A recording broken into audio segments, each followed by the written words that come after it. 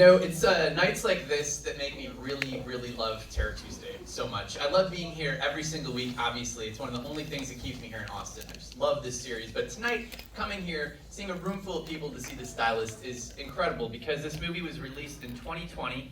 We all know what happened in 2020. It promptly fell into a black hole when it was released, and no one got the chance to really see it. It went straight to streaming, then to Blu-ray. But the fact that Terror Tuesday, us as Terror Tuesday collectively, can reach into that black hole and pull this movie out and have this amazing night watching it together, this communal experience. And like this experience is more important than it ever has been in my entire tenure at Terror Tuesday, right now at this moment in history. So the fact that we can do this together just means so much. And I want to thank you for being here because this is just the best to see you all. So thank you. Thanks for being here.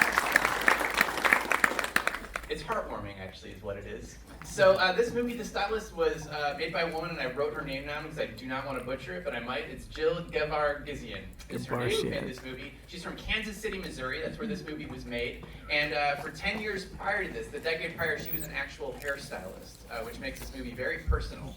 And throughout her entire life, she was into making movies with her parents' camcorder. Eventually, that led to me making some shorts. Then she contributed to some anthologies, and then this became her first feature film.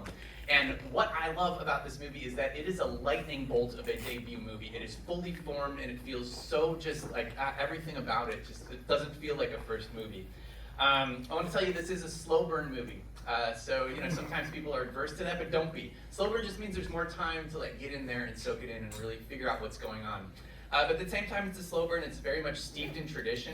Last year we watched two movies that I think are perfect complements to get you kind of ready for this. One was May, back in October from 2002 that we watched. Good, you liked May. Good that you liked May. And then Maniac from 1980, December, which we watched. So I think if you kind of find a middle ground between May and Maniac, you kind of get The Stylist. It's right in there.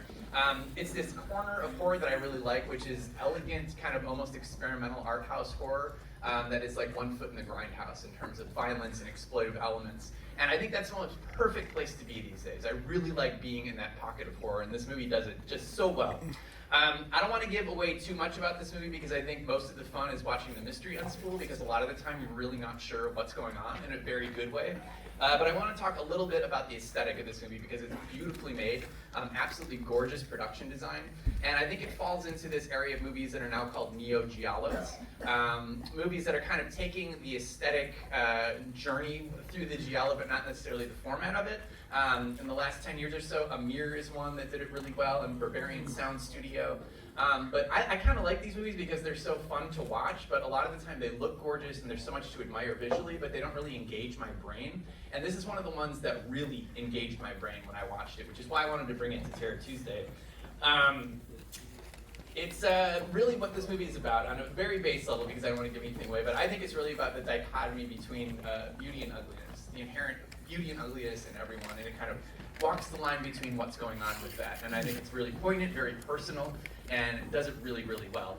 So tonight, I don't want you to step on the side of ugliness by texting during this movie. So this is a very gentle and quiet movie, so please don't annoy your neighbors by ruining it for anyone.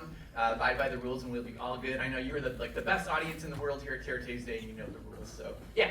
Also, thanks so much to the waitstaff here at South Lamar, and thanks so much to Kevin up in the booth for judging the movie for us. So as I mentioned, The Stylist was released in 2020, never got a chance to play in theaters.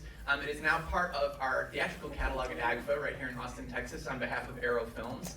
And so I'm really happy that we finally get to play it for you all. Next week at Terror Tuesday, I'm actually very excited for The Mummy on 35mm. Oh man, it's never played Terror Tuesday, and I don't think the print of The Mummy has ever played in Austin in like 20 years, so it's gonna be a lot of fun. I hope you come back for that. And I guess the only thing left to say is, tonight at least, what happens in the salon stays at the salon. And I hope you enjoy The Stylist, and thank you so much again for coming out and supporting Terror Tuesday and this movie. It means a lot. So thanks for being here, and we'll see you next week for The Mummy.